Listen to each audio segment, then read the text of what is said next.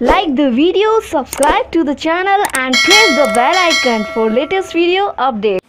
ਦਰਸ਼ਕੋ, ਜਿਵੇਂ ਤੁਹਾਨੂੰ ਪਤਾ ਹੈ, ਪੰਜਾਬ ਦੇ 4 ਨੌਜਵਾਨ ਗੱਭਰੂ ਸ਼ਹੀਦ ਹੋ ਗਏ ਲਦਾਖ ਵਿੱਚ ਬਾਰਡਰ 'ਤੇ। ਇਹ ਹੈਗੇ ਆ ਨਾਇਬ ਸੂਬੇਦਾਰ ਸਤਨਾਮ ਸਿੰਘ, ਸਿਪਾਹੀ ਗੁਰਿੰਦਰ ਸਿੰਘ। ਬਹੁਤ ਛੋਟੀ ਉਮਰ ਸੀ, ਚੜ੍ਹਦੀ ਜਵਾਨੀ ਸੀ, ਮਾਂ ਬਾਪ ਨੂੰ ਬਹੁਤ ਆਸਾਂ ਸਨ। ਫਿਰ ਇਸ ਤਰ੍ਹਾਂ ਨਾਇਬ ਸੂਬੇਦਾਰ ਮਨਦੀਪ ਸਿੰਘ, ਸਿਪਾਹੀ ਗੁਰਤੇਜ ਸਿੰਘ ਜੀ। ਇਹ ਤਾਂ ਪੰਜਾਬ ਦੇ ਨੌਜਵਾਨ ਸ਼ਹੀਦ ਹੋਏ ਹੈਗੇ ਆ। ਤੁਹਾਨੂੰ ਪਤਾ ਹੈਗਾ ਲਦਾਖ ਵਿੱਚ ਗਲਵਾਨ ਵੈਲੀ ਜਾਂ ਘਾਟੀ 'ਤੇ ਇਹ ਬਹੁਤ ਅਨਫੋਰਚੂਨੇਟ ਇੰਸੀਡੈਂਟਸ ਹੋਏ ਹੈਗੇ। ਮੈਕਮੋਹਨ ਲਾਈਨ 'ਤੇ ਜਾਣਬੁੱਝ ਕੇ ਸ਼ਰਾਰਤ ਕੀਤੀ, ਜਿਹਦੇ ਕਰਕੇ ਇੰਡੀਆ ਦੇ 20 ਜਵਾਨ ਸ਼ਹੀਦ ਹੋ ਗਏ। ਪੰਜਾਬ ਦੇ 4 ਨੌਜਵਾਨ ਸ਼ਹੀਦ ਹੋਏ ਹੈਗੇ। ਮੁੱਖ ਮੰਤਰੀ ਪੰਜਾਬ ਕੈਪਟਨ ਅਮਰਿੰਦਰ ਨੇ ਦੁੱਖ ਪ੍ਰਗਟ ਕੀਤਾ ਹੈਗਾ। ਵਾਰਸਾਂ ਲਈ ਨੌਕਰੀ ਉਹਨਾਂ ਨੇ ਐਲਾਨ ਕੀਤੀ ਹੈ ਅਤੇ ਮੁਆਵਜ਼ਾ ਵੀ ਦੇਣਗੇ। ਪ੍ਰਧਾਨ ਮੰਤਰੀ ਮੋਦੀ ਨੇ ਕਿਹਾ ਭਾਰਤ ਸ਼ਾਂਤੀ ਚਾਹੁੰਦੇ ਪਰ ਢੁੱਕ ਜਵਾਬ ਦੇਣ ਦੇ ਸਮਰੱਥ ਹੈਗਾ ਇੰਡੀਆ। ਚੀਨ ਨੂੰ ਉਹਨਾਂ ਨੇ ਸਖਤ ਚੇਤਾਵਨੀ ਦਿੱਤੀ ਹੈਗੀ। ਕਿਹਾ ਜਵਾਨਾਂ ਦੀ ਕੁਰਬਾਨੀ ਅਜਾਈ ਨਹੀਂ ਦਿੱਤੀ ਜਾਣਗੇ। ਇਸੇ ਸੰਬੰਧ ਵਿੱਚ ਪ੍ਰਧਾਨ ਮੰਤਰੀ ਨੇ ਕੱਲ੍ਹ ਸਰਬ ਪਾਰਟੀ ਮੀਟਿੰਗ ਬੁਲਾਈ ਹੈਗੀ। ਇਸੇ ਨਾਲ ਚੀਨ ਨੇ ਗਲਵਾਨ ਘਾਟੀ 'ਤੇ ਆਪਣਾ ਪ੍ਰਭੂਸੱਤਾ ਜਤਾਈ। ਇਸੇ ਸੰਬੰਧ ਵਿੱਚ ਅਸੀਂ retired lieutenant general Jasvir Singh Dhillon, ਜਿਨ੍ਹਾਂ ਨੂੰ ਬਹੁਤ ਵਾਰੀ ਗਲੈਂਟਰੀ ਅਵਾਰਡ ਨਾਲ ਸਨਮਾਨਿਤ ਵੀ ਕੀਤਾ ਹੈਗਾ, ਉਹਨਾਂ ਨਾਲ ਡੇਲ ਵਿੱਚ ਗੱਲਬਾਤ ਕੀਤੀ। ਆਓ ਗੱਲਬਾਤ ਦੇ ਅੰਤ ਦੇਖਦੇ ਹਾਂ। ਦਰਸ਼ਕੋ, ਤੁਹਾਨੂੰ ਪਤਾ ਹੈ ਕੁਝ ਦਿਨ ਤੋਂ ਲਦਾਖ ਬਾਰਡਰ ਵਿਖੇ, ਭਾਰਤ ਚੀਨ ਬਾਰਡਰ ਵਿਖੇ ਬੜੀਆਂ ਅਨਪਲੈਜ਼ੈਂਟ ਹੈਪਨਿੰਗਸ ਹੋ ਰਹੀਆਂ ਹੈਗੀਆਂ। ਇਹ ਮਸਲਾ ਕੀ ਹੈਗਾ, ਕਿਉਂ ਇਸ ਤਰ੍ਹਾਂ ਹੋ ਰਹੀ ਹੈਗੀ ਆ, ਇਹ ਇੰਨੇ ਸਾਲਾਂ ਤੋਂ ਕਿਉਂ ਇਹ ਅਜੇ ਤਾਈਂ ਸੋਲਵ ਨਹੀਂ ਹੋ ਸਕੀ ਮੈਕਮੋਹਨ ਲਾਈਨ ਦਾ ਮਸਲਾ। ਇਹ ਸਾਰੇ ਵਿਸ਼ਿਆਂ 'ਤੇ ਅਸੀਂ ਗੱਲਬਾਤ ਕਰਾਂਗੇ। ਸਾਡੇ ਨਾਲ ਨੇ ਲੈਫਟੀਨੈਂਟ ਜਨਰਲ ਜਸਵੀਰ ਸਿੰਘ ਢਿੱਲੋਂ, ਜਿਨ੍ਹਾਂ ਨੂੰ ਬਹੁਤ ਵਾਰੀ ਗਲੈਂਟਰੀ ਅਵਾਰਡ ਮਿਲ ਚੁੱਕੇ ਹੈਗੇ ਆ। ਢਿੱਲੋਂ ਸਾਹਿਬ, ਸਾਡੇ ਪ੍ਰੋਗਰਾਮ ਵਿੱਚ ਬਹੁਤ ਸਵਾਗਤ ਹੈ ਤੁਹਾਡਾ। ਥੈਂਕ ਯੂ ਜੀ, ਬਹੁਤ ਸ਼ੁਕਰੀਆ। ਬਹੁਤ ਸੀਨੀਅਰ ਪੋਜੀਸ਼ਨ ਤੇ ਰਹਿ ਚੁੱਕੇ ਆਪਣੀ ਸਰਵਿਸ ਦੌਰਾਨ। ਇਹ ਬਰੀਫ 'ਚ ਮੈਕਮੋਹਨ ਲਾਈਨ ਦਾ ਜੋ ਸਾਡੀ 62 ਤੋਂ ਸਮਝੋ, ਜਿਹੜੀ ਉਦੋਂ ਵੀ ਲੜਾਈ ਹੋਈ ਸੀ ਗਲਵਾਨ ਵੈਲੀ ਕਰਕੇ ਹੋਈ ਸੀ, ਜਿਹੜਾ ਪੁਆਇੰਟ ਆ ਅਕਸ਼ਈ ਜੋ ਹੈਗਾ, ਤੇ ਇਹ ਮਸਲਾ ਸੌਰਟ ਆਊਟ ਕਿਉਂ ਨਹੀਂ ਹੋ ਰਿਹਾ ਹੈਗਾ? ਟੈਕਨੀਕਲੀ ਕੀ ਪ੍ਰੋਬਲਮ ਹੈ ਇਹਦੇ ਵਿੱਚ? ਜਾਂ ਇਹ ਉਹ ਜਿਹੜਾ ਪੀਸ ਆਫ ਲੈਂਡ ਆ, ਜਾਂ ਇੱਧਰ ਅਰੁਣਾਚਲ ਪ੍ਰਦੇਸ਼ 'ਚ ਜਾਂ ਸਿੱਕਮ ਵਿੱਚ, ਇਹ ਕਿਹੜੇ ਸਟ੍ਰੈਟੇਜਿਕਲੀ ਇੰਪੋਰਟੈਂਟ ਹੈਗੇ ਸਾਡੇ ਭਾਰਤ ਲਈ?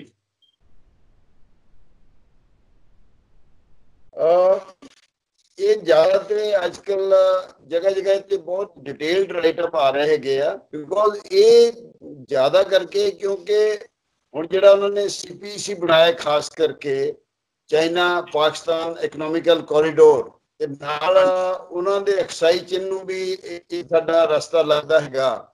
ਤੇ ਉਹਨਾਂ ਦੀ ਮਤਲਬ ਉਹ ਇਹ ਨਹੀਂ ਚਾਹੁੰਦੇ ਕਿ ਇਹ ਮਸਲਾ ਬੇਸਿਕਲੀ ਉਹ ਚਾਹੁੰਦੇ ਨਹੀਂ ਕਿ ਸੋਲਵ ਹੋਵੇ, ਬਿਕੋਜ਼ ਉਹ ਆਪਣਾ ਬਿਯੋਂਡ ਰੀਜ਼ਨੇਬਲ ਜੋ ਦਾ ਲੌਜਿਕ ਉਹ ਤੋਂ ਕਲੇਮ ਕਰਦੇ ਰਹਿੰਦੇ ਆ। ਚਾਈਨਾ ਦਾ ਪਤਾ ਹੈ ਕਿ ਸਾਰੇ ਪਾਸੇ ਬੜਾ ਐਕਸਪੈਂਸ਼ਨਿਸਟ ਐਟੀਟਿਊਡ ਹੈਗਾ ਇਹਨਾਂ ਦਾ। ਇਹ ਮਤਲਬ ਹਿਸਟੋਰੀਕਲੀ ਜਿਹੜੇ ਵੀ ਇਹਨਾਂ ਨੇਬਰਸ ਹੈਗੇ ਆ, ਤੁਸੀਂ ਕਿਤੇ ਨਾ ਕਿਤੇ ਚਾਹੇ ਕਿਸੇ ਓਸ਼ਨ ਦੇ ਵਿੱਚ ਜਾਂ ਕਿਤੇ ਆਈਲੈਂਡਸ 'ਚ ਹੋਰ ਨੇਬਰਿੰਗ ਕੰਟਰੀਜ਼ ਹੈਗੇ, ਉਹਨਾਂ ਨਾਲ ਵੀ ਕਰਦੇ ਰਹਿੰਦੇ ਆ। ਪਰ ਇੰਡੀਆ ਨਾਲ ਬਿਕੋਜ਼ ਇਸ ਵੇਲੇ ਵਾਟ ਆਈ ਫੀਲ ਖਾਸ ਕਰਕੇ ਉਹਨਾਂ ਲੱਗਦਾ ਕਿ ਕੋਈ ਏਸ਼ੀਆ 'ਚ ਜਾਂ ਵਰਲਡ 'ਚ ਇੱਕ ਹੋਰ ਸੁਪਰ ਪਾਵਰ ਹੈ ਜਿਹੜੀ ਉਹਨੂੰ ਮੈਚ ਕਰ ਸਕਦੀ, ਉਹ ਇੰਡੀਆ ਹੈਗਾ।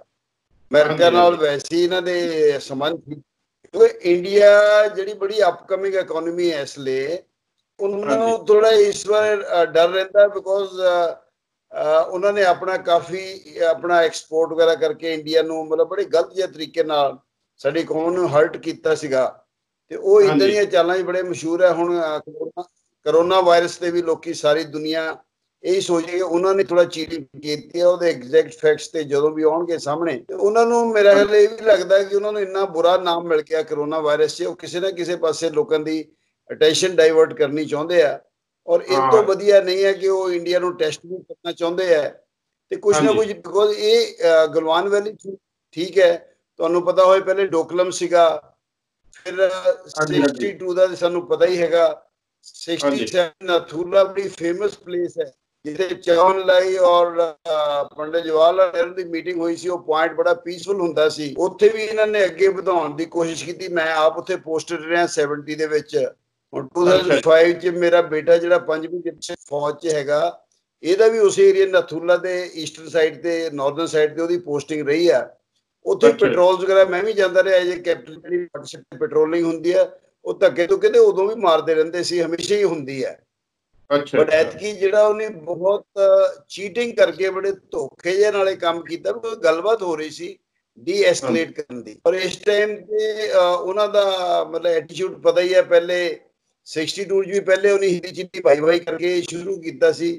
ਹੁਣ ਉਹਨਾਂ ਦੇ ਪ੍ਰੈਜ਼ੀਡੈਂਟ ਆਏ ਸੀਗੇ ਜਿਹਨਾਂ ਨੂੰ ਅਹਿਮਦਾਬਾਦ ਵਗੈਰਾ ਸਾਡੇ ਪ੍ਰਾਈਮ ਮਿਨਿਸਟਰ ਸਾਹਿਬ ਲੈ ਗਏ ਸੀ, ਬੜੀ ਉਹਨਾਂ ਨੂੰ ਫਰੈਂਡਸ਼ਿਪ ਦਿਖਾਈ, ਤੇ ਉਹਨਾਂ ਦੀ ਮਤਲਬ ਜਿਹੜੀ ਮੈਂਟੈਲਿਟੀ ਹੈ ਉਹਦੇ ਵਿੱਚ ਚੀਟਿੰਗ ਲਿਖੀ ਹੋ ਹੈਗੀ ਆ। ਤੇ ਇਹ ਅਗਰ ਕੋਈ ਸੋਲਵ ਕਰਨਾ ਚਾਹੇ ਤਦੇ ਸੋਲਵ ਹੁੰਦਾ ਹੈ ਨਾ, ਜਦ ਉਹਨਾਂ ਦਾ ਏਮ ਹੈ ਕਿ ਸੋਲਵ ਕਰਨਾ ਹੀ ਨਹੀਂ, ਹੋਰ ਅੱਗੇ ਵੱਧ ਕੇ ਬਹਿ ਜਾਣਾ ਤਾਂ ਕਿ ਉਹ ਬਾਰਗੇਨਿੰਗ ਵੈਲਿਊ ਹੋਰ ਸਮਝਣ। ਇਹ ਜਿਹੜਾ ਪੂਰਾ ਏਰੀਆ ਹੈਗਾ ਇਹ ਦੱਸਦੇ ਬਹੁਤ ਹੀ ਸਟ੍ਰੈਟੇਜਿਕ ਵੈਲਿਊ ਹੈਗਾ ਜਿਹੜਾ ਆਰਟੀਕਲ ਆ ਰਿਹਾ ਹੈ। ਇਸ ਕਰਕੇ ਉਹ ਇਸ ਨੂੰ ਜਿਹੜਾ ਬੜਾ ਜਿਹੜਾ ਕਹਿੰਦੇ ਡਿਸੀਵਡ ਕਰਕੇ ਨਾ ਬੜਾ ਆਕੂਪਾਈ ਕਰਨਾ ਚਾਹੁੰਦੇ ਸੀ, ਤਾਂ ਕਿ ਜਿਹੜੀਆਂ ਸਾਡੀਆਂ ਜਿਹੜੀ ਇਨਫਰਾਸਟ੍ਰਕਚਰ ਇਸ ਲਈ ਬਣ ਰਹੀ ਹੈ ਬਾਰਡਰ ਤੇ ਉਹਨੂੰ ਸਟਾਪ ਕਰਨਾ ਚਾਹੁੰਦੇ ਆ, ਕਿਉਂਕਿ ਆਪਣੇ ਆਪ ਨੂੰ ਉਸ ਚੀਜ਼ ਨੂੰ ਖਤਰਾ ਬਾਰਡਰ ਰੋਡ ਬਣਾ ਰਹੀ ਹੈ ਸੜਕਾਂ ਨਾ ਪੂਰੇ। ਹਾਂਜੀ, ਹੁਣ ਉਹ ਜਿੱਦਾਂ ਸਾਡਾ ਦੌਲਤ ਬੇਗ ਗੋਲਦੀ ਜਿਹੜਾ ਸਾਡਾ ਇੱਕ 에ਅਰਪੋਰਟ, ਅਸੀਂ ਉਹ ਥੋੜੀ ਦੇਰ ਪਹਿਲੇ ਦੁਬਾਰਾ ਉਹਨੂੰ ਕਮਿਸ਼ਨ ਕੀਤਾ। ਸਾਡਾ ਬੜਾ ਹਵਾਈ ਜਹਾਜ਼ C-17 ਗਲੋਬ ਮਾਸਟਰ ਜਿਹਨੂੰ ਕਹਿੰਦੇ, ਉਹ ਵੀ ਸਾਡੇ ਪਾਇਲਟਸ ਜੋ ਬੜੇ ਅੱਛੇ ਆ, ਉਹਨੇ ਛੋਟੀ ਜਿਹੀ ਰਨਵੇ ਤੇ ਲੈਂਡ ਕਰਕੇ ਦਿਖਾਤਾ। ਸਾਡੇ ਟਰੂਪਸ ਤੇ ਤੁਹਾਨੂੰ ਪਤਾ ਕਿ 62 ਬੇਸ਼ੱਕ ਲੋਕੀ ਕਹਿੰਦੇ ਆ 62 ਜਿੱਦਾਂ, ਪਰ ਸਾਡੇ ਟਰੂਪਸ ਨਹੀਂ ਸੀ ਹਾਰੇ, ਭਾਵੇਂ ਚਸ਼ੂਲ ਦਾ ਏਰੀਆ ਹੋਵੇ, ਚਾਹੇ ਦੌਲਤ ਬੇਗ ਗੋਲਦੀ ਹੋਵੇ, ਚਾਹੇ ਅਰੁਣਾਚਲ ਸਾਈਡ ਤੇ ਸੇਲਾ ਹੋਵੇ, ਬੋਮਡੀਲਾ ਹੋਵੇ, ਉਦੋਂ ਵੀ ਸਾਡੇ ਥੋੜੇ ਬੰਦਿਆਂ ਨੇ ਇਹਨਾਂ ਦਾ ਕਾਫੀ ਨਕਸ਼ਦਮ ਕੀਤਾ ਸੀਗਾ। ਜਿਹੜੇ ਸਾਡੇ POW ਇੱਕ ਸੂਬੇਦਾਰ ਜੋਗਿੰਦਰ ਸਿੰਘ ਸੀਗੇ, ਇੰਨੇ ਰੈਜ਼ੋਲਿਊਟ ਸਾਡੇ ਟਰੂਪਸ ਹੈਗੇ ਆ ਕਿ ਉਹਨਾਂ ਦੀ ਲੱਤ ਬੜਾ ਇਨਫੈਕਸ਼ਨ ਹੋ ਗਈ, ਉਹਨੇ ਕਿਹਾ ਮੈਂ ਚੀਨੀ ਡਾਕਟਰ ਤੋਂ ਇਲਾਜ ਨਹੀਂ ਕਰਾਉਣਾ, ਆਪਣਾ ਇੰਡੀਅਨ ਡਾਕਟਰ POW ਉਹਨੇ ਉਹਨਾਂ ਦਾ ਇਲਾਜ ਕੀਤਾ ਸੀ, ਜਿਨ੍ਹਾਂ ਦੇ ਪਿਕਚਰ ਵੀ ਬਣੀ ਹੈ ਚੈੱਕ। ਤੇ ਸਾਡੀ ਮਤਲਬ ਉਹਨਾਂ ਨੂੰ ਥੋੜਾ ਖਲਦੀ ਰਹਿੰਦੀ, ਸਾਡੇ ਬਰਾਬਰ ਕਿਉਂ ਕੋਈ ਕੰਟਰੀ ਖੜਾ ਹੈ ਇਕਨੋਮਿਕਲੀ ਸਟ੍ਰੈਟਜੀਕਲੀ, ਤੇ ਇਸ ਕਰਕੇ ਜਿਹੜਾ ਲੱਗਦਾ ਕਿ ਉਹ ਕੁਛ ਨਾ ਕੁਛ ਪੰਗੇ 'ਚ ਪਾਈ ਰਹਿਣਾ ਚਾਹੁੰਦੇ ਆ ਤਾਂ ਕਿ ਬਾਕੀ ਦੁਨੀਆ ਦੀ ਜਿਹੜੀ ਅਟੈਂਸ਼ਨ ਥੋੜਾ ਡਾਇਵਰਟ ਹੁੰਦੀ ਰਹੇ। ਅੱਛਾ, ਇਹ ਹੁਣ 2 ਪੁਆਇੰਟਸ ਆਪਾਂ ਪਹਿਲਾਂ ਗੱਲ ਕਰਾਂਗੇ ਜੀ। ਇੱਕ ਤਾਂ ਹੈਗੀ ਸਾਡੀ ਜਿਹੜੀ ਮੈਕਮੋਹਨ ਲਾਈਨ ਜਿਹੜੀ ਚਾਈਨਾ ਨਾਲ ਲੱਗੀ ਆ, ਉੱਥੇ ਮਿਲਟਰੀ ਪ੍ਰੀਪੇਅਰਡਨੈਸ। ਦੂਸਰਾ, ਮੋਦੀ ਸਾਹਿਬ ਜਦੋਂ ਦੇ ਪ੍ਰਧਾਨ ਮੰਤਰੀ 2 ਵਾਰੀ ਇਹਨਾਂ ਨੂੰ ਟਰਮ ਮਿਲ ਚੁੱਕੀ ਹੈਗੀ ਆ, ਡਿਪਲੋਮੈਟਿਕ ਫਰੰਟ ਤੇ ਅਮਰੀਕਾ ਨਾਲ ਦੂਸਰੇ ਕੰਟਰੀ ਨਾਲ ਤਾਂ ਸਾਡੇ ਜਿਹੜੇ ਰਿਸ਼ਤੇ ਮਜਬੂਰ ਹੋਏ। ਪਹਿਲਾਂ ਡਿਪਲੋਮੈਟਿਕ ਫਰੰਟ ਤੇ ਗੱਲ ਕਰ ਲੈਂਦੇ ਹੈਗੇ ਆ। ਇਹ ਮੋਦੀ ਸਾਹਿਬ ਨੇ ਚਾਈਨਾ ਨਾਲ ਮਤਲਬ ਡਿਪਲੋਮੈਟਿਕ ਫਰੰਟ ਤੇ ਰਿਲੇਸ਼ਨ ਇੰਪਰੂਵ ਕਰਨ ਲਈ ਕੀ ਕੁਛ ਕੀਤਾ, ਜਾਂ ਕੋਈ ਕਮੀ ਰਹਿ ਗਈ ਹੈਗੀ ਜਿਹਦੇ ਕਰਕੇ ਇਦਾਂ ਦੀਆਂ ਥਿੰਗਸ ਹੈਪਨ ਹੋ ਰਹੀਆਂ? ਕੋਈ ਜਿਹੜਾ ਮੈਂ ਐਕਚੁਅਲੀ ਬੀਇੰਗ ਆਰਮੀ ਅਫਸਰ, ਮੈਂ ਥੋੜਾ ਪੋਲੀਟੀਕਲ ਤੇ ਜ਼ਿਆਦਾ ਕਮੈਂਟ ਨਹੀਂ ਕਰ ਸਕਦਾ, ਪਰ ਜਿੰਨਾ ਉਹਨਾਂ ਨੂੰ ਚਾਂਸ ਦਿੱਤਾ ਗਿਆ ਚਾਈਨਾ ਨੂੰ ਸਾਡੇ ਨਾਲ ਫਰੈਂਡਸ਼ਿਪ ਬਣਾਉਣ ਲਈ, ਇਹ ਤੋਂ ਕੋਈ ਦੇਸ਼ ਜਾ ਨਹੀਂ ਸਕਦਾ ਹੈਗਾ। ਮੋਦੀ ਸਾਹਿਬ ਨੇ ਪਰਸਨਲੀ ਬਹਿ ਕੇ ਝੂਲਾ ਪੋਲਿਟਿਕਸ ਵੀ ਕਹਿੰਦੇ, ਅਹਿਮਦਾਬਾਦ ਝੂਲੇ ਦੇ ਨਾਲ ਬੈਠ ਕੇ, ਮਤਲਬ ਜਦ ਬਹੁਤ ਕਲੋਜ਼ਨੈਸ ਹੋਵੇ ਜਾਂ ਅਸੀਂ ਉਹਨੂੰ ਜ਼ਿਆਦਾ ਪ੍ਰਾਹੁਣਚਾਰੀ ਕਿਸੇ ਨੂੰ ਦਿਖਾਉਂਦੇ ਆ, ਉਦੋਂ ਹੀ ਇਦਾਂ ਦੀਆਂ ਚੀਜ਼ਾਂ ਹੁੰਦੀਆਂ। ਲੱਗਦਾ ਹੈ ਕਿ ਹਾਂਜੀ ਹੈ ਜੀ, ਉਦੋਂ ਵੀ ਸਿਰ ਤੇ ਮੈਂ ਕਿਹਾ ਚੜ ਜਾਂਦਾ ਬੰਦਾ ਜਾਂਦਾ। ਉਹ ਚਾਈਨਾ ਨੂੰ ਐ ਲੱਗਦਾ ਬਈ ਇਹ ਸਾਨੂੰ ਪਤਾ ਨਹੀਂ ਮਸਕਾਬਾਜੀ ਕਰ ਰਹੀ ਆ, ਇਹ ਵੀਕ ਹੈ ਤਾਂ ਏਦਾਂ ਕਰ ਰਹੇ ਆ। ਉਹਨਾਂ ਦੀ ਮਤਲਬ ਜਿਹੜੀ ਸਹੀ ਕਰਨਾ ਜੀ, ਉਹਨਾਂ ਦੀ ਮੈਂਟੈਲਿਟੀ ਆ ਉਹਦੇ ਵਿੱਚ ਹੀ ਇਦਾਂ ਹੈਗਾ। ਬਿਕੋਜ਼ ਉਦੋਂ ਵੀ ਹਿੰਦੀ ਚੀਨੀ ਭਾਈ ਕਿੰਨਾ ਇਹਨਾਂ ਨੂੰ ਸਤਿਕਾਰ ਦਿੱਤਾ ਸੀ। ਚੌ ਲਾ ਇਹਨੇ ਪ੍ਰਾਈਮ ਮਿਨਿਸਟਰ ਆਈ ਸਪੋਜ਼ ਇੰਡੀਆ ਆਏ ਸੀਗੇ, ਪਰ ਇਹ ਆਈ ਥਿੰਕ ਦੇਖੋ ਮਾਓ ਜ਼ੇਤੁੰਗ ਨੇ ਕਿਹਾ ਸੀਗਾ ਕਿ political power flows out of the barrel of a gun. ਉਹ ਮੇਰਾ ਖਿਆਲ ਇਹੀ ਬਿਲੀਵ ਕਰਦੇ ਆ। ਔਰ ਸਾਨੂੰ ਡਿਪਲੋਮੈਟਿਕ ਦੇਖੋ ਕੋਸ਼ਿਸ਼ਾਂ ਤੇ ਕਰਨੀਆਂ ਚਾਹੀਦੀਆਂ, ਬਿਕੋਜ਼ ਜਿਹੜੀ ਵਾਰ ਹੈ ਕਿਸੇ ਨੂੰ ਵੀ ਸੂਟ ਨਹੀਂ ਕਰਦੀ। ਬਟ ਜਿਹੜੀ ਹੈ defence preparedness defense preparedness should be a deterrent. It should be not for to fight the war but to deter the war. ਜਿਹੜਾ ਲੱਗਦਾ ਹੈ ਐਸੇ ਥੋੜਾ ਜਿਹਾ ਠੀਕ ਹੈ, ਸਾਰੇ ਆਪਣਾ ਆਪਣਾ ਕਲੇਮ ਕਰਨ ਦੀ ਕੋਸ਼ਿਸ਼ ਹੋ ਰਹੀ ਹੈ, but I think we need to put in much more for the defence. ਹਾਂਜੀ ਹਾਂਜੀ ਇਸ ਲਈ ਫਰੰਟ ਦੀ ਗੱਲ ਹੋ ਰਹੀ ਹੈ ਤਿੰਨ ਫਰੰਟ ਦੀ ਗੱਲ ਹੋ ਰਹੀ ਹੈ ਵਾਰ ਦੀ, ਮੈਂ ਕਰਨਾ ਵੀ ਬਿਕੋਜ਼ ਪੇਪਰਾਂ ਤੋਂ ਪਤਾ ਲੱਗ ਰਿਹਾ, ਬਟ ਚਾਈਨਾ ਪਾਕਿਸਤਾਨ ਤੇ ਹੈ ਹੀ ਨਾ, ਕਿਸੇ ਟਾਈਮ ਵੀ ਉਹ ਮਿਲ ਕੇ ਸਾਨੂੰ ਟਰੈਵਲ ਕਰਨ ਦੀ ਕੋਸ਼ਿਸ਼ ਕਰ ਸਕਦੇ, ਤਾਂ ਸਾਨੂੰ ਉਸ ਹਿਸਾਬ ਨਾਲ ਤਿਆਰ ਰਹਿਣਾ ਚਾਹੀਦਾ ਹੈਗਾ। ਇਹ ਮੜ ਜਾ ਜਿਹੜੀ ਡਿਫੈਂਸ ਪ੍ਰਿਪੇਅਰਡਨੈਸ ਹੈਗੀ ਆ, ਜਿੰਨਾ ਕਿ ਗਲਵਾਨ ਵੈਲੀ ਦਾ ਇਨਫੋਰਮੇਸ਼ਨ ਆਈ ਹੈਗੀ ਹੈ, ਜਿਹੜਾ 1962 ਦੀ ਕਨਫਲਿਕਟ ਸੀ ਉਦੋਂ ਵੀ ਮੇਨ ਸਟ੍ਰੈਟੇਜਿਕ ਪੁਆਇੰਟ ਇਹੋ ਸੀ, ਅਜੇ ਤਾਈਂ ਜਿਹੜਾ ਇਹ ਕੰਟੀਨਿਊ ਹੋ ਗਿਆ। ਹੁਣ ਤਾਂ ਇਹ ਸਾਡੀ ਇੰਡੀਅਨ ਟੈਰੀਟਰੀ 'ਚ ਪਤਾ ਲੱਗਾ ਕਾਫੀ ਅੱਗੇ ਤਾਈਂ ਆ ਗਏ ਹੈਗੇ ਆ। ਤੇ ਸਾਡੀ ਡਿਫੈਂਸ ਪ੍ਰਿਪੇਅਰਡਨੈਸ ਕਿੰਨੀ ਕੁ ਹੈਗੀ ਆ ਆਪਣੇ ਇਹਦੇ ਪੂਰੇ ਮੈਕਮੋਹਨ ਲਾਈਨ ਤੇ? ਆਪਣਾ ਇੰਨਾ ਵੀ ਅੱਗੇ ਨਹੀਂ ਆਏ ਉਹ ਤਾਂ ਮੈਂ ਹੁਣ ਨਹੀਂ ਇੱਥੋਂ ਦੱਸ ਸਕਦਾ, ਬਿਕੋਜ਼ ਇਹ ਕੁਝ ਚੀਜ਼ਾਂ ਐਗਜ਼ੈਕਟਲੀ ਉੱਥੋਂ ਕਿੱਦਾਂ ਦੀ ਰਿਪੋਰਟ ਹੈ ਕੌਣ ਦੱਸ ਸਕਦਾ।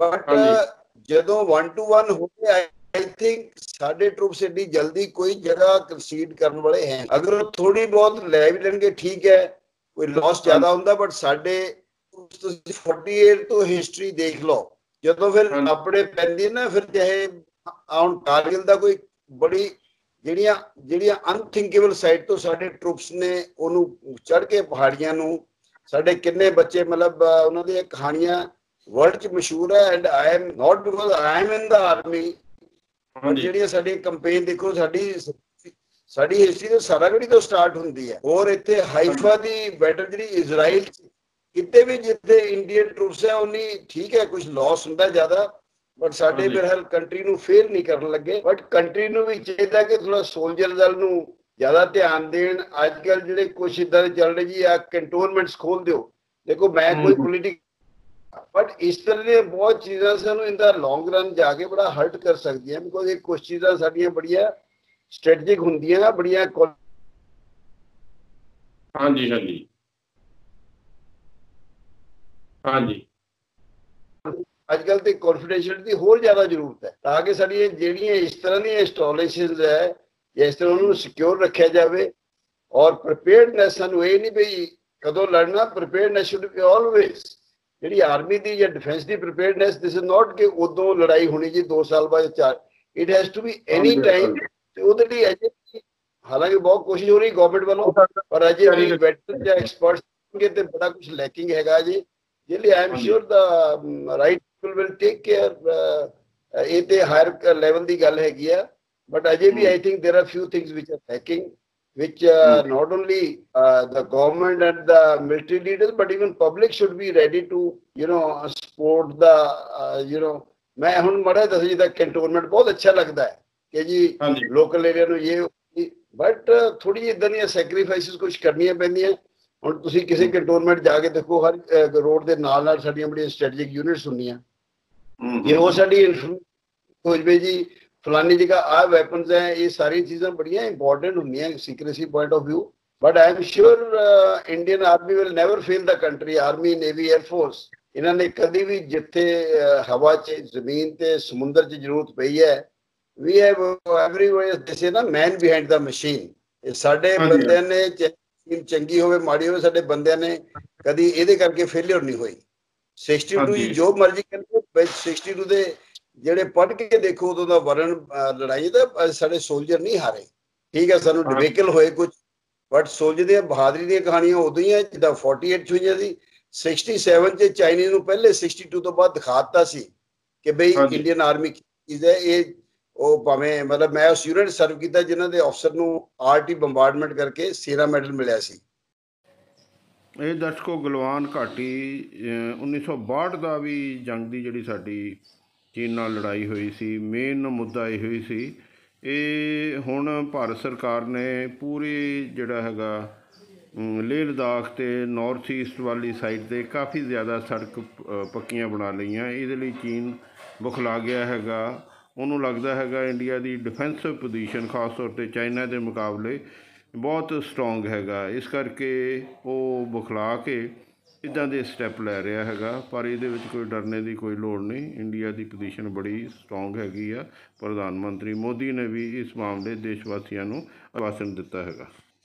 ਸਾਡੇ ਉਹਦੇ ਵੀ ਲਾਸ, ਬਟ ਇਹਦੇ ਨਾਲੋਂ ਜ਼ਿਆਦਾ ਲਾਸ ਪਿੱਛੇ ਚਾਈਨੀਜ਼ ਤੇ ਹੋਇਆ ਸੀ। 65 ਜਿਹੜੀਆਂ 62 ਤੋਂ ਬਾਅਦ ਹੀ ਹੋ ਚੁੱਕੀਆਂ ਨਾ। ਹੁਣ ਮੈਂ ਟੀਵੀ ਤੇ ਬੜੀਆਂ ਐਡ ਦੇਖਦਾ, ਹਮ 62 ਵਾਲੇ ਨਹੀਂ ਹੈ, ਪਰ ਇਹ ਅੱਜ ਦੱਸਣ ਦੀ ਜ਼ਰੂਰਤ ਥੋੜੀ ਹੈ। 65 71 हम मतलब 62 ਤੋਂ ਬਾਅਦ ਹੀ ਹੋਇਆ ਨਾ, 99 62 ਤੋਂ ਬਾਅਦ ਹੀ ਹੋਇਆ ਨਾ। ਸੋ ਇਹ ਦੱਸਣ ਦੀ ਜ਼ਰੂਰਤ ਨਹੀਂ ਹੈ ਕਿ ਅਸੀਂ 62 ਵਾਲੇ ਨਹੀਂ ਹੈ, ਠੀਕ ਹੈ। ਚਾਈਨਾ ਨੂੰ 67 ਚ ਉਹਨਾਂ ਦਾ ਮਜ਼ਾ ਚਖਾਇਆ ਜਾ ਚੁੱਕਾ ਹੈ, ਉਹਨਾਂ ਨੂੰ ਪਤਾ ਹੈ ਕਿ ਅਸੀਂ 62 ਵਾਲੇ ਨਹੀਂ ਹੈ। 62 ਥੋੜੇ ਲੋਕਾਂ ਨੇ ਇਹਨਾਂ ਨੂੰ ਬੜੇ ਨੱਕੋਂ ਚਨੇ ਚਵਾਇਆ, ਠੀਕ ਹੈ, ਲੜਾਈ 'ਚ ਕੁਝ ਹੁੰਦਾ ਹੀ ਹੈਗਾ। ਔਰ ਇੰਡੀਅਨ ਆਰਮੀ ਤੇ ਹੈ ਵਰਲਡ ਰਿਕਾਰਡ ਆਲਮੋਸਟ ਕਿ 71 ਚ ਕਿੰਨੇ ਪੀਡਬਲਯੂ ਹੋਏ, ਕਿੰਨੀ ਦੇਰ, ਕਿੰਨੇ ਘੱਟ ਸਾਡੇ ਲਾਸ ਦੇ ਨਾਲ ਪੂਰਾ 92,000 93,000 ਪੀਓਡਬਲਯੂ ਸੀਗੇ। ਸੋ ਇਦਾਂ ਦਾ ਮਤਲਬ I don't have to go into details, everybody knows ਅੱਜ ਕੱਲ। ਇੱਕ ਸਰ ਹੋਰ ਦੱਸੋ, ਇਹ ਸਾਡਾ 1973 ਵਿੱਚ ਜਦੋਂ ਨਰਸਿਮਹਾ ਰਾਓ ਸੀ ਜਿਹੜੇ ਪ੍ਰਧਾਨ ਮੰਤਰੀ, 1993 ਵਿੱਚ ਸੌਰੀ ਐਗਰੀਮੈਂਟ ਹੋਇਆ ਸੀ ਇਹਨਾਂ ਨਾਲ ਵੀ not to use gun fire, ਤੇ ਉਦੋਂ ਤੋਂ ਬਾਅਦ ਸੈਟਿਸਫੈਕਟਰੀ ਚੱਲਦਾ ਰਿਹਾ ਹੈਗਾ। ਹੁਣ ਸਾਡੀ ਜਿਹੜੇ ਕਰਨਲ ਸਾਹਿਬ ਉਹ ਬੜੇ ਸੀਨੀਅਰ ਆਫਿਸਰ ਹੁੰਦੇ, ਉਹਨਾਂ ਨਾਲ ਸਿਕਿਉਰਿਟੀ ਵਗੈਰਾ ਵੀ ਹੁੰਦੀ ਹੈਗੀ ਆ। ਉਹ ਕਰਨਲ ਸਾਹਿਬ ਤੇ ਉਹਨਾਂ ਦੇ ਜਵਾਨ ਉਹ ਜਾਣੀ ਹੱਥਾਪਾਈ ਵਿੱਚ ਕਿਵੇਂ ਇੱਕ ਦੂਜੇ ਨੂੰ ਐਨਕਾਊਂਟਰ ਹੋ ਗਏ ਹੈਗੇ ਬਾਰਡਰ ਤੇ?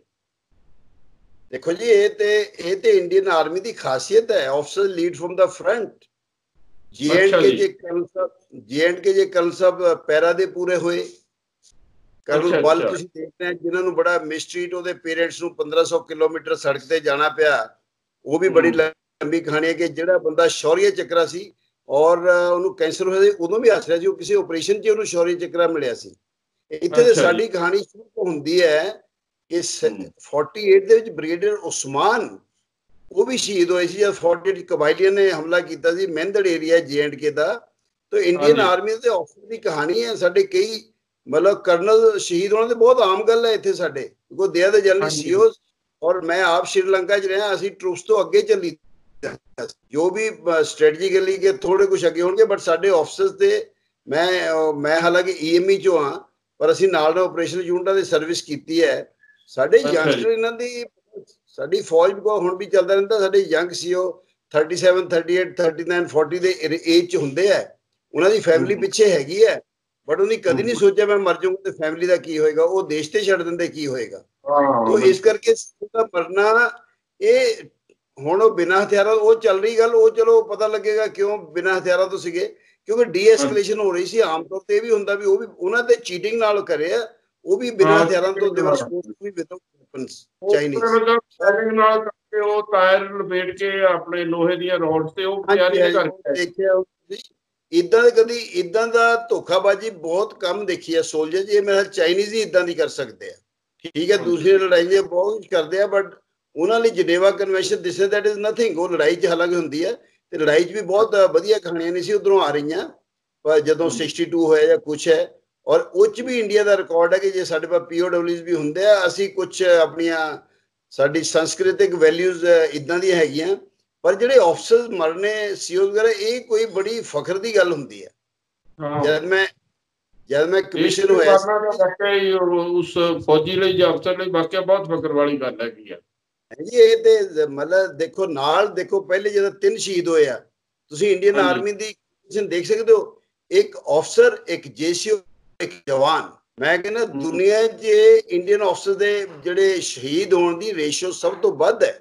ਕੋਈ ਆਰਮੀ ਲੈ ਲਓ ਤੁਸੀਂ, ਪਾਕਿਸਤਾਨ ਆਰਮੀ, ਚਾਈਨਾ, ਕਿ ਉਹਨਾਂ ਦੇ ਕਿੰਨੇ ਅਫਸਰ ਸ਼ਹੀਦ ਹੁੰਦੇ ਆ, ਕਿੰਨੇ ਜਵਾਨ ਸ਼ਹੀਦ ਹੁੰਦੇ ਆ। ਇਹ ਇੰਡੀਆ ਨੂੰ ਹੀ ਮਾਣ ਪ੍ਰਾਪਤ ਹੈ, ਕਿਉਂਕਿ ਹੁਣ ਵੀ ਦੇਖੋ ਪਰਸੋਂ ਚੌਥ IMA ਜੋ ਪਾਸ ਆਊਟ ਹੋਏ ਆ 330, ਹਰ ਬੰਦੇ ਨੂੰ ਇਹ ਸ਼ੌਕ ਹੁੰਦਾ ਕਿ ਮੈਂ ਬਾਰਡਰ ਤੇ ਜਾਵਾਂ। ਮੈਂ ਜਦ 71 ਦੀ ਲੜਾਈ ਹੋਈ ਹੈ, ਮੇਰੀ 1.5 ਸਾਲ ਦੀ ਸਰਵਿਸ ਸੀ। ਸਾਡੇ ਨਾਲ ਦੇ 13 ਨਾਲ ਦੇ ਮੇਰੇ ਬੈਚਮੇਟ ਸ਼ਹੀਦ ਹੋ ਗਏ ਉਦੋਂ, ਜਿਨ੍ਹਾਂ ਨੇ ਮਤਲਬ 22 23 ਸਾਲ ਦੀ ਉਮਰ 'ਚ ਕੁਝ ਦੇਖਿਆ ਨਹੀਂ ਸੀ। 78 ਵਿੱਚ ਕਮਿਸ਼ਨ ਹੋਏ ਸੀ, 71 ਦੀ ਲੜਾਈ ਵਿੱਚ ਸ਼ਹੀਦ ਹੋ ਗਏ। ਮੇਰੇ ਬੈਚ ਦੇ ਅਸੀਂ 400 ਪਾਸ ਆਊਟ ਹੋਏ ਸੀ ਅਫਸਰ ਟ੍ਰੇਨਿੰਗ ਅਕੈਡਮੀ 'ਚੋਂ। ਅਸੀਂ ਸੀਗੇ ਵੀ ਸ਼ਾਰਟ ਸਰਵਿਸ ਅਫਸਰ ਤੋਂ 5 ਸਾਲ ਲਈ ਅਸੀਂ ਕਮਿਸ਼ਨ ਹੋਏ ਸੀ, ਪਰਮਾਨੈਂਟ ਕਮਿਸ਼ਨ ਸਾਨੂੰ ਬਾਅਦ 'ਚ ਮਿਲਿਆ। ਪਰ ਉਦੋਂ 1.5 ਸਾਲ ਦੀ ਸਰਵਿਸ ਮੇਰੇ ਨਾਲ ਦੇ 13 ਅਫਸਰ ਸ਼ਹੀਦ ਹੋ ਗਏ, ਜਿਹੜੇ ਦੇ ਵਰ ਓਨਲੀ ਸੈਕੰਡ ਲੈਫਟੀਨੈਂਟਸ। ਸਾਡੇ ਇੱਕ ਸੈਕੰਡ ਲੈਫਟੀਨੈਂਟ ਸਾਮਰੋ ਨੂੰ ਮਹਾਵੀਰ ਚੱਕਰਾ, ਫਸਟ ਮਹਾਵੀਰ ਚੱਕਰਾ ਈਸਟਰਨ ਸੈਕਟਰ 'ਚ। ਇੱਦਾਂ ਇਸ ਪਾਸੇ ਸੈਕੰਡ ਲੈਫਟੀਨੈਂਟ ਮਤਲਬ, ਔਰ ਲੈਫਟੀਨੈਂਟਸ ਕਿੱਦਾਂ ਸ਼ਹੀਦ, ਮਤਲਬ ਕੋਈ ਪਰਮਵੀਰ ਚੱਕਰਾ, ਕੋਈ ਸਾਡੇ ਕੈਪਟਨ ਬਾਨਾ ਸਿੰਘ ਪਰਮਵੀਰ ਚੱਕਰਾ, ਸਾਡੇ ਸੂਬੇਦਾਰ ਸਾਹਿਬ, ਹੋਰ ਇਦਾਂ ਦੇ ਪਰਮਵੀਰ ਚੱਕਰਾ। ਮੈਂ ਤੇ ਚਾਹੁੰਦਾ ਅੱਜ ਕੱਲ ਜਿੰਨੀ ਕਵਰੇਜ ਹੈ ਸੁਸ਼ਾਂਤ ਸਿੰਘ ਜਾਂ ਉੱਤੇ, ਮੈਨੂੰ ਕੋਈ ਇਹਨਾਂ ਨਾਲ ਗਰਜ ਨਹੀਂ ਹੈਗੀ, ਠੀਕ ਹੈ, they are also national heroes, ਪਰ ਇਹਨਾਂ ਦੀ ਜਗ੍ਹਾ ਜਦ ਕਰੋਨਾ ਸੀਗਾ, ਇਹਨਾਂ ਨੂੰ ਪੁੱਛ ਕੇ ਦੇਖੇ ਕਿੰਨੇ ਮੀਡੀਆ ਨੇ ਕਿੰਨੇ ਪਰਮਵੀਰ ਚੱਕਰਾਂ ਦੀ ਚਲਾਈ, ਕਿ ਕਿੰਨੇ ਲੋਕਾਂ ਨੂੰ, ਬੱਚਿਆਂ ਨੂੰ ਪਤਾ ਕਿ ਪਰਮਵੀਰ ਸੀਗੇ ਤੇ ਉਹਨੇ ਕੀ ਕੀਤਾ ਆਪਣੇ ਦੇਸ਼ ਲਈ। ਸੋ ਇਸ ਤਰ੍ਹਾਂ ਦੀ ਸਾਡੀ ਫਾਜ਼ੀ ਦੀਆਂ ਕਥਾਵਾਂ ਤੇ ਇਦਾਂ ਕਿ ਮਤਲਬ ਲੋਕਾਂ ਨੂੰ ਸਾਰਾਗੜੀ ਦਾ ਨਹੀਂ ਪਤਾ, ਹੁਣ ਪਿਕਚਰਾਂ ਬਣ ਗਈਆਂ, ਸਾਰਾਗੜੀ ਪਤਾ ਹੈ। ਹੁਣ ਬਾਰਡਰ, ਜਿਹੜੀ ਬਾਰਡਰ ਪਿਕ ਤੇ ਹੁਣ ਤੁਸੀਂ ਨਾ ਮੇਰੀ ਇੱਕ ਥੋੜੀ ਦੁੱਖ ਦੀ ਰਗ ਛੇੜ ਦਿੱਤੀ ਹੈ ਕਰਨਲ ਸਾਹਿਬ ਦੀ ਸ਼ਹਾਦਤ ਸੁਣ ਕੇ। ਖੁੱਲ ਕੇ ਗੱਲ ਕਰੋ, ਨੋ ਪ੍ਰੋਬਲਮ। ਹੁਣ ਤੁਹਾਨੂੰ ਪਤਾ ਹੈ ਕਿ ਬਾਰਡਰ ਜਿਹੜਾ ਸ਼ਹੀਦ ਹੋਏ ਆ, ਉਹਦੇ ਵਿੱਚ ਬ੍ਰਿਗੇਡੀਅਰ ਕੁਲਦੀਪ ਸਿੰਘ ਉਹ ਪੂਰੇ ਹੋਏ ਆ, ਸੰਨੀ ਦਿਓਲ ਨੂੰ ਸਾਰੇ ਜਾਣਦੇ, ਸੰਨੀ ਦਿਓਲ ਨੂੰ ਸਾਰੇ, ਜਿਹੜੇ ਬਾਰਡਰ 'ਚ ਐਕਚੁਅਲੀ ਮੇਜਰ ਕੁਲਦੀਪ ਸਿੰਘ ਸੀ, ਉਹ ਕਿੰਨਾ ਕੁ ਨੂੰ ਪਤਾ ਕਿ ਕੌਣ ਸੀਗੇ। ਉਹ ਚੰਡੀਗੜ੍ਹ 'ਚ ਬ੍ਰਿਗੇਡੀਅਰ ਸਾਹਿਬ ਥੋੜਾ ਸਾਲ ਪਹਿਲੇ ਪੂਰੇ ਹੋਏ ਆ, ਤੇ ਮੈਂ ਕਹਿੰਦਾ ਲੋਕਾਂ ਨੂੰ, ਸਾਡੇ ਲੋਕਾਂ ਨੂੰ ਇਹ ਨਹੀਂ ਪਤਾ ਸਰਦਾਰ ਭਗਤ ਸਿੰਘ ਜੋ ਸ਼ਹੀਦ ਹੋਏ ਤੇ ਉਹਨਾਂ ਦੀ ਕ੍ਰਿਮੇਸ਼ਨ ਕਿੱਥੇ ਹੋਈ ਸੀ। ਮੈਂ ਯੂਨੀਵਰਸਿਟੀ 'ਚ, ਕਾਲਜਾਂ 'ਚ, ਸਕੂਲਾਂ ਦੇ ਬੱਚਿਆਂ ਨਾਲ ਗੱਲ ਕਰਦੇ ਰਹੀਦਾ, ਸਰਦਾਰ ਭਗਤ ਸਿੰਘ ਦਾ ਲੋਕਾਂ ਨੂੰ ਪਤਾ ਜਨਮ ਕਿੱਥੇ ਹੋਇਆ ਸੀ। ਮੈਂ ਪੁੱਛਦਾ ਜਨਮ ਜੀ ਇੱਥੇ ਜੀ ਖਟਕੜ ਕਲਾਂ ਹੋਇਆ ਸੀ। ਫਿਰ ਉਹ ਬੰਗਾ, ਉਹ ਸਮਝਦੇ ਆ ਬੰਗਾ ਇੱਥੇ ਵਾਲਾ ਹੀ ਆ, ਬੰਗਾ ਇਹ ਨਹੀਂ ਪਤਾ ਕਿ ਉਹ ਪਾਕਿਸਤਾਨ ਦਾ ਬੰਗਾ। ਤੇ ਇਸ ਕਰਕੇ ਮੈਂ ਜਦ ਕਹਿੰਦਾ ਕੰਟਰੀ ਦੀ ਸਪੋਰਟ ਚਾਹੀਦੀ ਹੈ, ਥੋੜਾ ਫੌਜੀਆਂ ਨੂੰ ਥੋੜਾ ਮਾਣ, ਤੇ ਫੌਜੀਆਂ ਦੇ ਵਿੱਚ ਹੁਣ ਮੈਂ ਕੱਲ ਪਰਸੋਂ ਹਮੀਰਾ ਜਾ ਕੇ ਇੱਕ ਸਾਡੇ ਹੌਲਦਾਰ ਸਾਹਿਬ ਪੂਰੇ ਹੋ ਗਏ, ਬਹੁਤ ਲੋਕੀ ਹੈਗੇ ਦਾਨੀ, officer, lion club, rotary club ਏਦਾਂ ਬੜਾ ਕਰਦੇ ਆ, ਬਟ ਐਜ਼ ਏ ਪਾਲਿਸੀ ਆ ਬੜਾ। ਹੁਣ ਜਿਹੜੇ 4 ਸਾਡੇ ਪੰਜਾਬ ਦੇ ਸ਼ਹੀਦ ਹੋਏ ਆ, ਕੈਪਟਨ ਸਾਹਿਬ ਨੇ ਉਹਨਾਂ ਨੂੰ ਫਟਾਫਟ ਅਨਾਉਂਸ ਕਰਤਾ, ਉਹਨਾਂ ਲਈ ਫਾਈਨੈਂਸ਼ੀਅਲ ਹੈਲਪ, ਕਿ ਉਹਨਾਂ ਦੇ ਘਰ ਚੋਂ ਕਿ ਮੈਂਬਰ ਨੂੰ ਨੌਕਰੀ ਮਿਲੇਗੀ। ਇਦਾਂ ਦੀ ਸਪੋਰਟ ਹੋਵੇ ਨਾ, ਫਿਰ ਸਾਡੇ ਜਵਾਨ ਉੱਥੇ ਡਿਊਟੀ ਕਰਦੇ, ਪਿੱਛਾ ਨਹੀਂ ਦੇਖਦੇ ਮੇਰੀ ਫੈਮਿਲੀ ਦਾ ਕੀ ਹੋਊਗਾ। ਕਿਉਂਕਿ ਅਜੇ ਵੀ ਇਦਾਂ ਦੀਆਂ ਬਹੁਤ ਰਿਪੋਰਟਸ ਆਉਂਦੀਆਂ ਜਦੋਂ ਵਿਚਾਰੇ ਇਧਰੋਂ ਧੱਕੇ ਖਾਂਦੇ, ਬਟ ਇਹ ਸਾਰੀ ਪਬਲਿਕ ਦਾ ਇਦਾਂ ਵੀ ਜਦੋਂ ਸ਼ਹੀਦ ਹੁੰਦੇ ਆ ਬੜੇ ਲੋਕੀ ਆਉਂਦੇ ਆ ਉੱਥੇ, ਬਾਅਦ ਫਿਰ ਸਾਲ ਕੁ ਬਾਅਦ ਸਾਰੇ ਭੁੱਲ ਜਾਂਦੇ ਆ। ਐਕਚੁਅਲ ਪ੍ਰੋਬਲਮ ਤੇ ਸਾਲ ਬਾਅਦ ਸ਼ੁਰੂ ਹੁੰਦੀ ਤੇ ਸਾਰੇ ਭੁੱਲ ਜਾਂਦੇ ਆ। ਹਾਂਜੀ, ਦੱਸਿਓ ਹੋਰ, ਜਿਵੇਂ ਮੰਨ ਲਓ ਏਦਾਂ ਸ਼ਹੀਦ ਹੋ ਜਾਂਦੇ ਹੈਗੇ ਆ ਸਾਡੇ ਵੱਖ-ਵੱਖ ਏਦਾਂ ਮੁਹਿੰਮਾਂ ਦੌਰਾਨ, ਸਰਕਾਰਾਂ ਹੱਥ ਫੜਦੀਆਂ ਹੈਗੀਆਂ, ਆਰਮੀ ਵੀ ਫਿਰ ਉਹਨਾਂ ਨੂੰ ਪੂਰਾ ਕੰਪਨਸੇਟ ਕਰਦੀ ਹੈਗੀ, ਉਹਨਾਂ ਦੇ ਬੱਚਿਆਂ ਦੀ ਰਿਹੈਬਿਲਿਟੇਸ਼ਨ ਪੂਰੀ। ਦੇਖੋ ਜੀ, ਉਹ ਤੇ ਦੇਖੋ ਹੁਣ ਮੈਂ let it be not taken amiss by anybody. ਦੇਖੋ ਪਿੱਛੇ ਇੱਕ ਵਾਰ ਹੋਇਆ ਸੀ, ਉਦੋਂ ਸੀਗਾ ਵੀ 71 ਆਉਣਾ, ਜਿੰਨੇ ਸ਼ਹੀਦ ਆ ਉਹਨਾਂ ਦੀ ਕਾਲਜ ਐਜੂਕੇਸ਼ਨ ਤੱਕ ਗਵਰਨਮੈਂਟਾਂ ਕੇਅਰ ਕਰਨਗੀਆਂ, ਉਹਨਾਂ ਦੇ ਬੱਚਿਆਂ ਦੀ ਕਾਲਜ ਤੱਕ ਐਜੂਕੇਸ਼ਨ। ਹਾਂਜੀ, ਹਿਸਟਰੀ ਦੇਖ ਲਿਓ ਕਿ ਜਿਹੜਾ ਸਾਡਾ ਪੇ ਕਮਿਸ਼ਨ ਸੀ ਉਹਨੇ ਕੀ ਰਿਕਮੈਂਡ ਕੀਤਾ। ਸਿਰਫ 4 ਕਰੋੜ ਰੁਪਏ ਦੀ ਗੱਲ ਸੀ ਐਨੂਅਲ ਦੀ। ਮੇਰੇ 30 ਫੈਮਿਲੀ ਸੀ, ਉਹਨਾਂ ਦੇ ਬੱਚਿਆਂ ਨੂੰ ਉਹ ਕਹਿੰਦੇ, ਸਾਡੇ ਕੈਪਟਨ ਅਮਰਿੰਦਰ ਸਿੰਘ ਨੇ ਵੀ ਲਿਖਿਆ, ਫਾਈਨੈਂਸ ਮਿਨਿਸਟਰ ਨੇ ਕੰਸੀਡਰ ਕਰਕੇ ਉਹ ਕਿਹਾ ਠੀਕ ਹੈ ਜੀ ਇਹਨਾਂ ਦਾ ਰੱਖਾਂਗੇ। ਉੱਤੇ ਸੀਲਿੰਗ ਲਗਾਤੀ 10,000 ਰੁਪਏ ਮਹੀਨਾ। ਕਿਹੜੀ ਐਜੂਕੇਸ਼ਨ ਹੁੰਦੀ ਹੈ 10,000 ਮਹੀਨੇ 'ਚ? ਦੱਸੋ, ਕੋਈ MBA, ਕੋਈ B.Ed ਜਾਂ ਇੰਜੀਨੀਅਰਿੰਗ ਹੁੰਦੀ 10,000 ਰੁਪਏ ਮਹੀਨੇ 'ਚ? ਦੂਸਰਾ ਡਿਸੇਬਿਲਿਟੀ ਪੈਨਸ਼ਨ, ਜਿਹੜੇ ਵੀ ਡਿਪਾਰਟਮੈਂਟ ਇਨਕਮ ਟੈਕਸ ਨੇ। ਹੁਣ ਅੱਜ ਵੀ ਗੱਲ ਹੋ ਰਹੀ ਸੀ, ਜਿਹੜੇ ਸ਼ਹੀਦ ਹੋਏ ਉਹ ਤੇ ਠੀਕ ਹੈ, ਤੁਹਾਨੂੰ ਪਤਾ ਕਿੰਨੇ ਇੰਜਰਡ ਜਾਂ ਕਿੰਨੇ ਹਸਪੀਟਲਾਂ 'ਚ ਪਏ ਆ, ਪਤਾ ਨਹੀਂ, ਗਿਣਤੀ ਪਤਾ ਲੱਗੂ। ਇਹ ਬਾਹਰ ਨਿਕਲ ਜਾਣਗੇ, ਇਹਨਾਂ ਨੂੰ ਡਿਸੇਬਿਲਿਟੀ ਪੈਨਸ਼ਨ ਲੱਗੇਗੀ, ਉੱਤੇ ਫਿਰ ਇਨਕਮ ਟੈਕਸ ਮਿਲ ਜਾਏਗਾ। ਤੇ ਇਹ ਕੁਝ ਗੱਲਾਂ ਹੈ। ਸੋਲਜਰ ਸਾਡੀ Indian army, they will never speak out, ਪਰ ਕੋਈ ਮਨਾਂ ਦੇ ਵਿੱਚ ਰੋਸ ਤੇ ਰਹਿੰਦਾ। ਹੁਣ ਅਸੀਂ ਕਿਉਂ ਵੈਟਰਨ ਹੈ, ਅਸੀਂ ਰਿਟਾਇਰਡ, ਥੋੜਾ ਫਿਰ ਵੀ ਜੇ ਅਸੀਂ ਨਾ ਬੋਲੀਏ ਤਾਂ ਕੌਣ ਬੋਲੇਗਾ? ਔਰ ਇਹ ਕੋਈ ਬਗਾਵਤ ਨਹੀਂ ਮੰਨੀ ਜਾਣੀ ਚਾਹੀਦੀ।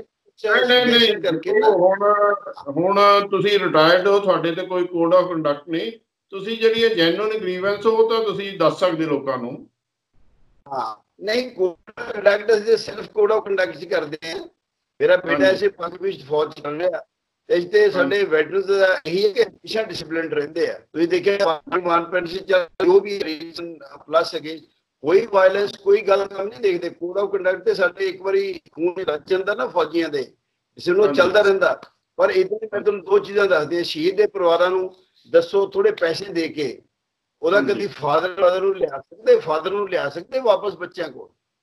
ਸਾਡੇ ਦੇ ਕੁੜੀ ਇੱਕ ਫਲਾਈਂਗ ਕਰਦੀ, ਉਹ ਜਹਾਜ਼ ਤੇ ਲੈਂਡ ਕਰਦੀ, ਹਰਿਆਣਾ ਦੀ ਸੀ, ਵਿਚਾਰੀ ਸ਼ਹੀਦ ਹੋ ਗਈ, ਸ਼ੀ ਵਾਜ਼ ਅ ਪਾਇਲਟ। ਉਹ ਹਾਂ ਆਪਣੇ ਜੀ, ਪੇਰੈਂਟਸ ਨੂੰ ਕਦੀ ਵਾਪਸ ਸਕਦੀ ਹੈ। That is ਹਾਂਜੀ। okay for everybody, for police, everybody.